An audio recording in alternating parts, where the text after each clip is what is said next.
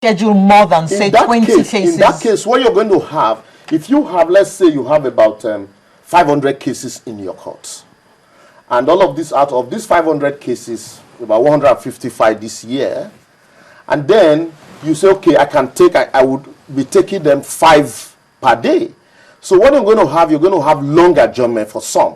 You're going to hear a matter today and you say, look, the next day this matter is coming up, might be in about 10 months time, because you've already scheduled these cases 5 per day. And so there is no space for you to squeeze in more. Well, you can do 20 a day. In doing 20 a day, depending on what's happening, that's on the issues. So these are all of the issues. So if in some cases they say, look, I cannot take more than 10, but you hear some senior lawyers say, no, my lord, it's just a simple application. We'll just come and adopt. And on that day you get there, apart from adopting, there are other issues that came up before that day, and then they need to also present these matters before the court. Okay. Mr. Nzeakor, it's also been said that you lawyers are the cause of all the problem, because some of the time you go to court not prepared. So you just go there to ask for adjournment. So there's adjournment upon adjournment upon adjournment, and the case drags on for years. The same way. Meanwhile, you are billing your client. The same way you have lazy doctors, same way you have lazy carpenters, you have lazy judges as well as lazy lawyers. So, and you also have lazy journalists, don't you? So, once I knew you would get that. yes, once an individual is lazy, the individual leaves undone what he should have done. It's as simple as that. And then if you generalize it to all lawyers, it becomes an unfair generalization. No, I said some. Yes. I said naturally, some yes. If a lawyer goes to court unprepared, he would not be able to advance the cause of his day's activity. And then he will always look for any way or avenue to escape that day and then get ready for the next day. But I tell you that in most cases, that is not the case, because it is the nature of the case and then the issues arising out of such nature of case that determines adjournments. And just like my friend has said, some judges will even tell you that you ask for an adjournment, the judge will tell you no. The judge will decline. I will strike this out. Yes, I will strike this matter out. Especially if you are, yes, especially if you are. The rules, you are supposed to ask for at least 3 adjournments. Yes. And then otherwise, at most, you mean? I mean, at most. At most 3 adjournments. Okay. And otherwise, the judge will strike out. The judge will strike out the matter. That's case management. Yeah, that's case but in management. some cases, you find out that because if you discover that when you strike out that matter, the counsel has a right to release the matter, to file an application to release that. I mean, on his way to court, the procedure makes he had a flat tire and all kinds. I agree completely. There are some lazy lawyers, and there are some matters that ought not to be in court. That ought to be amicably resolved. There are some clients also who just comes to a lawyer and say, "Look, we need to go to court. I don't care how you do it, but this matter I need it in court." Yes. And for a lawyer that knows his onion, you advise the client, and you don't take matters of this nature to court.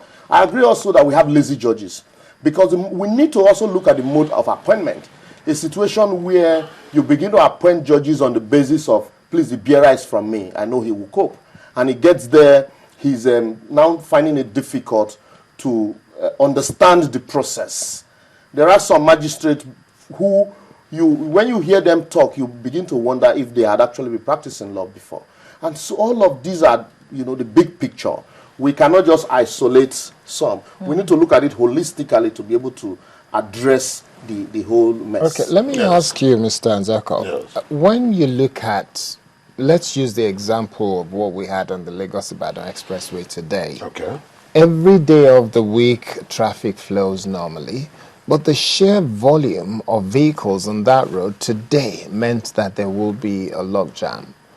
Now, same thing with dispensation and delivery of justice. Yes. When you have a large number of cases, 5,000 in Lagos State or possibly more, how many courts do we have? And how many judges do we have sitting on these cases? And how many can they take? And when you have that kind of volume, what Liberals mentioned earlier, with a case where you've taken 555 a day, and then you get to a point you realize today there is nothing you can do about this case, so postpone continuation or adjourn until another date. Today is July. The only available date to adjourn to is February 20th, 2014. Yes. What is it we're going to do within this new bill that is being proposed? What is it in there that will make it such that there will be more courts or more judges appointed to accommodate the volume? Number of cases. Apart from the fact that more judges are required, definitely, especially in some states where there are so many cases pending in court. Some states in Nigeria don't have as many cases. So like he said, some states in this country have even more judges on the bench Than they require. than the states actually require. And Which then states would have that kind of situation? some states in this country have that kind of situation. And when they do cases get taken care of very speedily? Of course, cases get taken care of very speedily. But then what is the number of cases that they have? Don't forget the fact that the heavy urbanization in places like Lagos, Kano, Ibadan, where the population keeps increasing by the day. He talked about 15 million in Lagos. I tell you, it is way over 20 million people in Lagos, and it keeps counting. And then the state itself is not meeting up with the requirements of building more courts and then appointing more judicial officers. So there is need, obviously, to build more courts and increase the number of judicial officers that operate in such an environment. I guess, I'm sorry to say, Yes. I guess it's impossible for cases to be moved to Abeokuta if it is Lagos jurisdiction, you will cannot not allow it. You cannot take it to another state. In matrimonial cases, you find most Lagos lawyers going to Abeokuta, Yes, Oyo, yes, because it has Ijebu-Ode, even as far as Jebu-Igbo, to file matrimonial causes. petitions, Yes. because the cases there are fewer, and the dispensation of justice It's faster.